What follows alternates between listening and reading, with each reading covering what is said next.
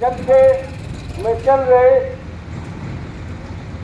हमारे 3 संगठनों के पदाधिकारी साथी, अखिल भारतीय किसान सभा, CITU खेत मजदूर यूनियन, उससे संबंधित कॉमरेड ओम प्रकाश जी, साथी विनोद, हमारे साथी सुखदेव, रामेश जी, अनिल, साथी रामफल देसवाल, साथी प्रताप, मिताखल गांव के आदर के योग बुजुर्गों, भाइयों, प्यारी बहनों, प्यारे बच्चों,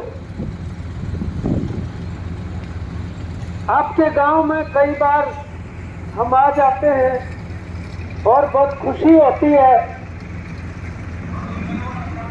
यहाँ आकर।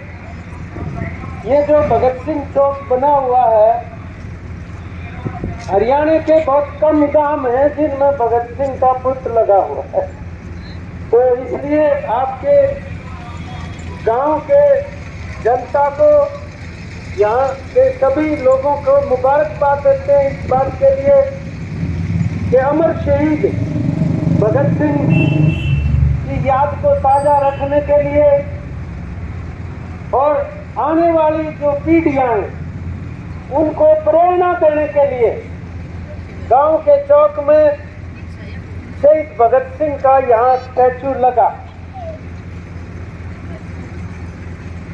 कल ही इनका शहादत दिवस था। 3 साथियों को फांसी पे लटकाया अंग्रेजों ने, हमने उनको श्रद्धांजलि दी।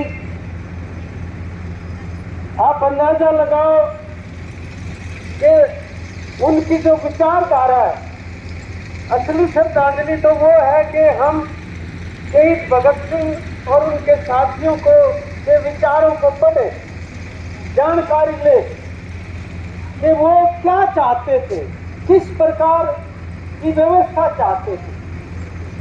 ये तो ठीक है कि वो देश को आजाद करवाना चाहते थे, अंग्रेजों को बाहर निकालना चाहते थे, लेकिन केवल इतनी बात नहीं थी। वो ये कहते थे कि अगर गोरी चमड़ी के अंग्रेज चले जाएंगे और काली चमड़ी के लोग राज करने लग जाएंगे, इससे फर्क नहीं पड़ेगा, क्योंकि जो लूट खसोट की जाती है वो तो ये व्यवस्था है, ये सिस्टम है, ढांचा, इसके अंदर है लूट। तो इसलिए उन्होंने कहा कि अगर ये व्यवस्था नहीं बदलेगी तो दोबारा फिर से क्रांति करनी पड़ेगी, और इसलिए उन्होंने इनकलाब जिंदाबाद का एक नारा दिया। कॉमरेड हसरत मोहानी होते थे, उनका बनाया हुआ नारा है, लेकिन देश की जनता की जबान पर और करोड़ों लोगों के दिलों तक इनकलाब जिंदाबाद के नारे को पहुंचाने वाले भगत सिंह और उनके साथी।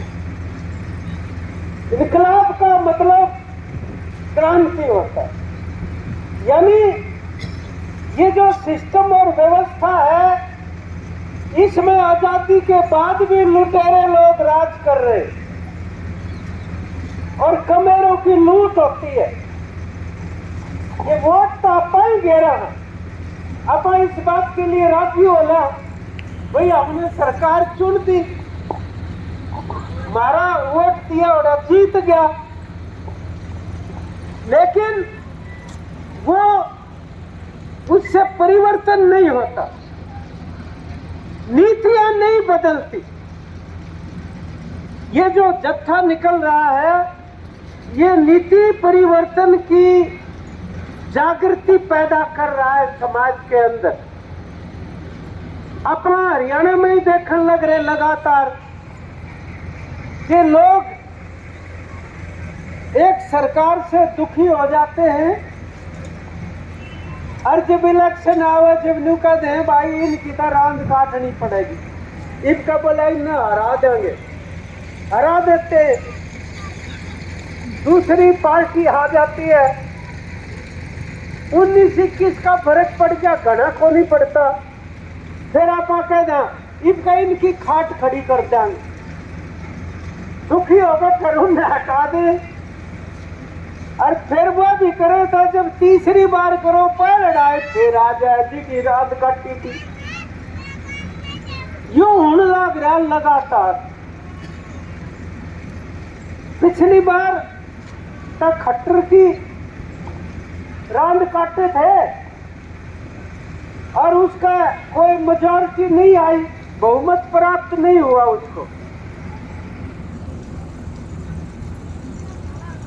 वह धन्यू के थे 90 में से 75 पार कराएंगे हम, लेकिन उनकी नीतियों से उनके राज से लोग दुखी हुए और वो जो है 40 पे अटका दिए।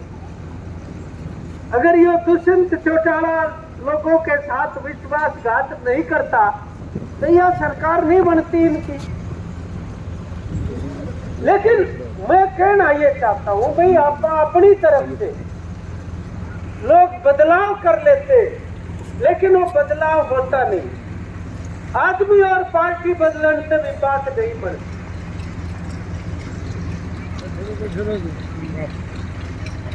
आइए तो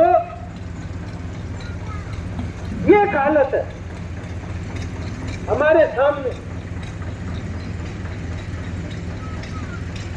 अभी कॉमरेड ओम प्रकाश जी बता रहे थे कि भाई खेती की हालत क्या है, मजदूरों की दशा क्या है। 3 कानूनों के खिलाफ लड़ाई लड़ी, आपके गांव ने बहुत बड़ा योगदान दिया उस आंदोलन में, और यह बड़ी एक सफलता हुई, जीत हुई लोगों की। 3 कानून वापस लेने पे मोदी को मजबूर किया, उसमें तो बहुत अहंकार है, वो तो लोकतंत्र ने मानते हैं नहीं। हमने भी कई जने न्यू कहा करते क्यों बावड़े हो रहे हो, ये मानना थोड़ी है। खम खा बैठे 1 साल के बॉर्डर पर 750 किसान शहीद हो गए लड़ाई लड़ते लड़ते, हमारे भाई बहन। आखिर में जीत तो हुई, लेकिन इनकी नीति और नीत नहीं बदली। जो हमारी दूसरी मांग थी कि न्यूनतम समर्थन मूल्य पर फसलों की खरीद की कानूनी गारंटी होनी चाहिए, उन्होंने 9 दिसंबर को लिख कर दे दिया कि इस पर हम कमेटी बना देंगे, विचार कर लेंगे। इसलिए आंदोलन निलंबित हो गया, स्थगित हो गया। और वह जब कमेटी बनाई सरकार ने, उसमें न्यूनतम समर्थन मूल्य की कानूनी गारंटी का जिक्र नहीं करा। अब आप बताओ कि भाई लागत तो ज्यादा है हर एक चीज की खेती में, और आमदनी है नहीं, तो घाटा ही पड़ेगा। फिर घाटा पड़ेगा तो कर्जा भी चढ़ेगा। अब वो कह रहे थे भाई जो ठेके पर खेती लेकर करा वो कित जा, और जब यह हालत हो जाए जो ई बोन लाग रही, ओले पड़ के बारिश आ गई, फसल लौट गई, और हर एक फसल में आप ये लगा लो कि जिसने हम क्या करो ना भाई, सरसों सस्ती तेल महंगा, कपास सस्ती कपड़ा महंगा, गन्ना सस्ता चीनी महंगी, चने सस्ते दाल महंगी। अब चने ने दाल बनाने में क्या करना पड़ा है, वो 2 फाड़ करनी पड़ती होगी ना चने की, और तो कुछ नहीं कर चला। फिर भी आप दाल के और चने के कीमतें देखो, और जीरी सस्ती चावल महंगा। जब 20 रुपये किलो अगर जीरी हम बेचा तो उसका चावल बना के तो वो 100 रुपये किलो बेचते हैं, तो किलो गले 80 रुपये का फायदा होया कि नहीं उनने। अरन्यू तेल में, अरन्यू सारी फसलों में, यो फायदा किसका है? यो उसका है जो खरीदने वाला है। और खरीदने वाला है इस देश का बड़े बड़े पूंजीपति कारपोरेट के लागे, जो इसने अडानी हर का नाम कारपोरेट हो गया, उनको ये फायदा जान लग रहा है। यह सारी की सारी लूट। तो अपन क्या मांग करी कि भाई न्यूनतम समर्थन मूल्य पर खरीद लो। तो न्यूनतम समर्थन मूल्य उनने 23 फसला का देना शुरू कर दिया।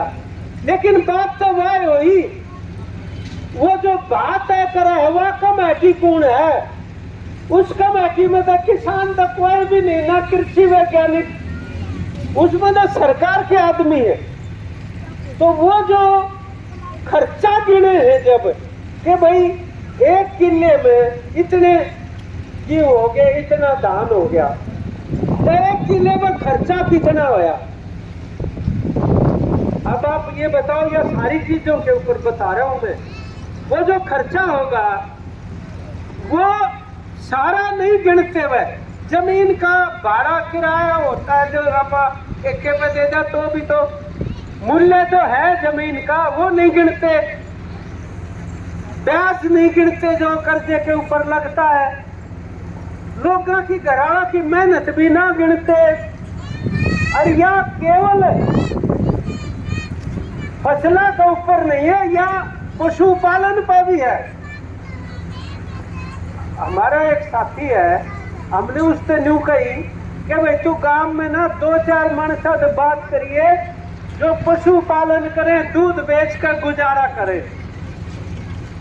मखा उससे न्यू पूछिए, दूध बेचने में के आमदनी है और दूध तैयार करने में कितना खर्चा है पशु का? वो बोला ठीक है। तो एक आदमी का घर अपने पड़ोस में जाकर बैठ गया, बोला भाई तो कितना दूध बेच दे? बोला 10 किलो। के भाव का है? बोले बिक जाए 50-60 रुपये किलो। बोले अच्छा। इब्नो बता इस पर खर्चा के लाग है?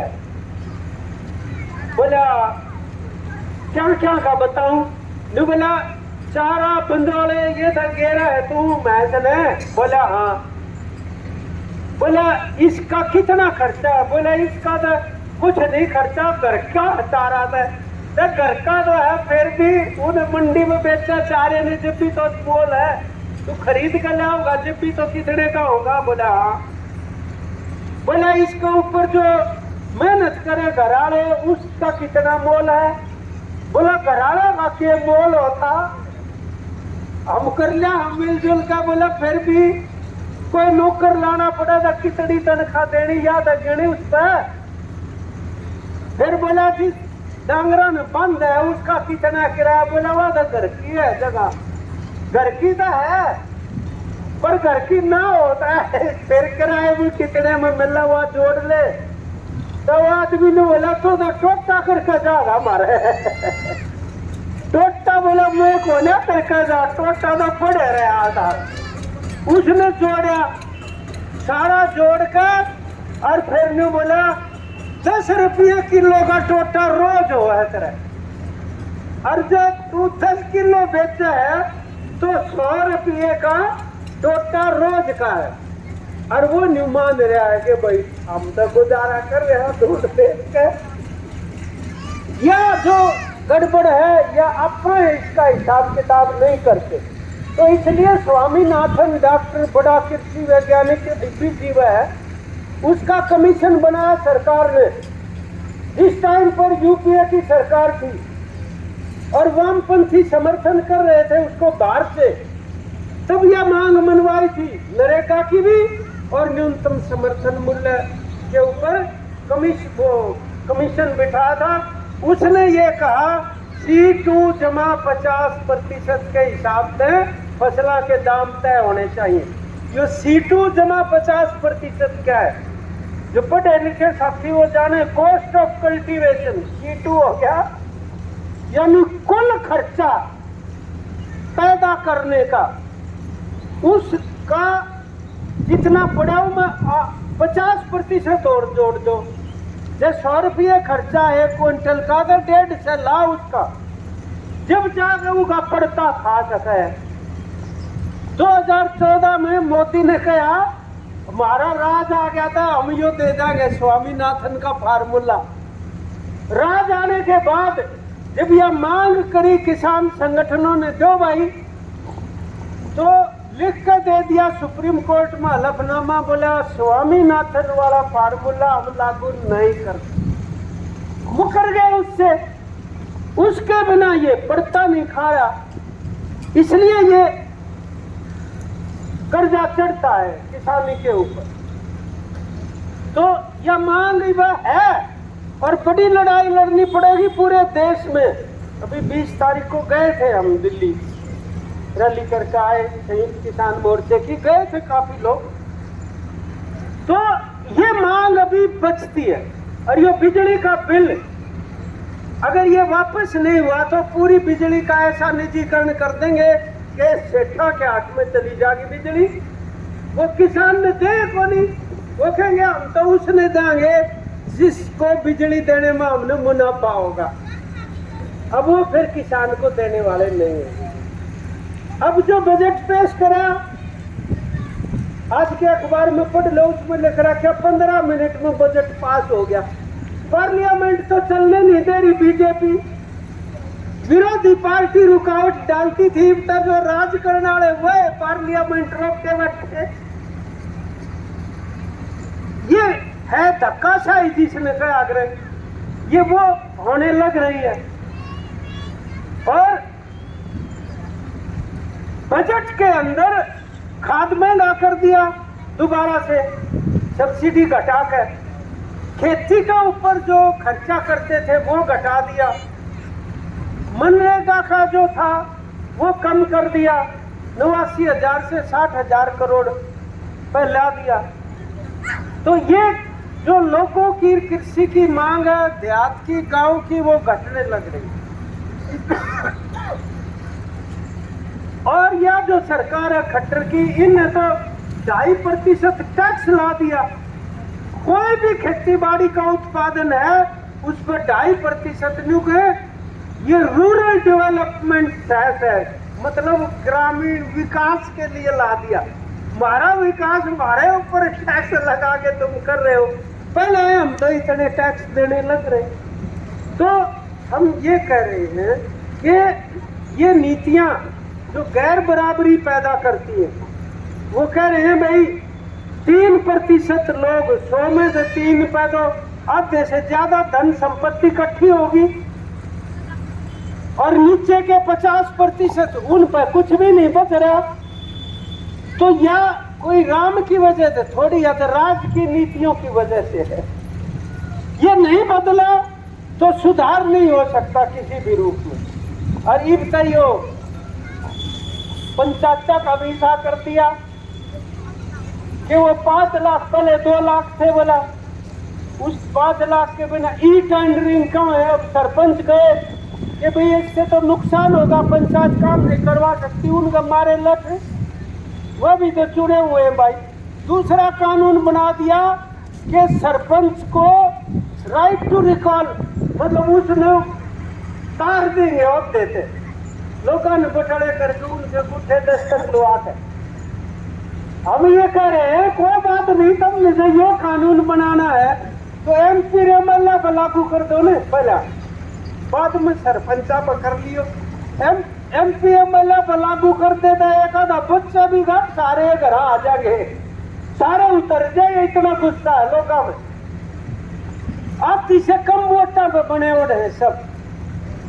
तो ये जो फर्जीवाड़ा है, इसमें हमारा अपना ही पैसा और उसको भी लगा के, मेरे ख्याल में बुढ़ापा पेंशन में 250-300 रुपये बदले होंगे, 250, और उसका भी इतना बड़ा एहसान कर रहे, कई लाख की तो पेंशन काट दी। वो जो परिवार पहचान पत्र है उसमें 1,80,000 से ज्यादा आमदनी दिखा दी साल की। आमदनी दिखा कर सारी चीज काट दी, बड़का का वो जीफा भी बुढ़ापा पर चल दी। वो लिए अंडे हैं बुजुर्ग लोग आप अपने कागजा में, तो वो परिवार परेशान पत्थर बन गया। उसमें जो लिए अंडे उसका किसी का वो ठीक नहीं होने लग रहा, मारे ही पैसे के साथ इसे डालकर रहे जानू बहुत बड़ा कोई एहसान कर रहे हो। वो मारे ना एक मिसाल के आगरे बोला, एक आदमी बस में चढ़ लिया और वो कंडक्टर आया टिकट काटने खातर, तो उसने गोज में हाथ दिया तो हाथ तले में लिकड़ गया, गोज कट गई उसकी बस में, बटुआ निकल गया। वो बोला दे भाई पीछे, बोला पीछे क्या मत दू, मेरा तो पर्स लिकड़ गया, गोज कट गई तेरी बस में। बोला मन नहीं मतलब टिकट कटा, बोला मैं कड़े तो कटाऊ बता, बोला तो फिर तला उतर ले, बोला तला को नहीं उतरू मैं बस में है। उसने सीटी मार दी, बस रुक गई, आपस में झगड़ा, सवारी भी बोली यार हमने वारो है, तो नारो बस रोक दी, बोला ये टिकट ना लेता मैं क्या करूं। वो बोला मैं खड़े थे टिकट लो, जब गोज काट ली मेरी आड़ो बस में, मैं अपने घर चुप कर जाऊंगा। तो एक आदमी खड़ा हुआ, वो बोला ओ भाई बात सुन रहे कंडक्टर, बोला कितना भाड़ा है इसका, बोला 40 रुपये, बोला ले पकड़ 40 रुपये तो इसकी टिकट काट दे, काट दी। लोग बोले कितना धर्मात्मा आदमी है, देखिए यार उसकी टिकट कटवा ली। अरे वो था कौन 40 रुपये देनिया, वो जेब कतराए था उसने जेब काटी थी, 40 रुपये देगा धर्मात्मा को आ गया वो, बारह सबकी जेब काट कर ने और ये इकट्ठा कर ले और 200 रुपये बता के कह दे देख भाई तारे इतने बता दिए। इस मारे से तुम सोचते भाई ना तो बड़का का रोजगार ना पढ़ाई, सरकारी स्कूल में मास्टर नहीं, न्यू कहे प्राइवेट में भेज दो फीस हम भर देंगे, सरकार भर देगी पीछा तो मारा ही है। अब लोग सोचते भाई मारे पीछे कड़े है, सरकार के खजाने में जो पैसा जमा हो है वो कड़े था लोग डालने हैं। अब कई बार हम पूछ कर देखा भाई तभी सरकार के खजाने में पैसे डालने हैं, बोला ना जी कते नहीं डालने बनता, फिर आए नहीं डाल दिया ने, तड़का जो है चाह की पत्ती खत्म हो जा, बालक ने 20 रुपये देंगे जा 20 रुपये की पत्ती लेगा तावड़ा, वो ले आया, वो 20 के दे दिए, पत्ती 20 की नहीं है 15 की है, 5 रुपये टैक्स के वो खजाने में जमा हो गए, निर्णय बाकी तड़के और 5 रुपये खजाने में डालनिया ने बेरा नहीं मैंने डाल दिए।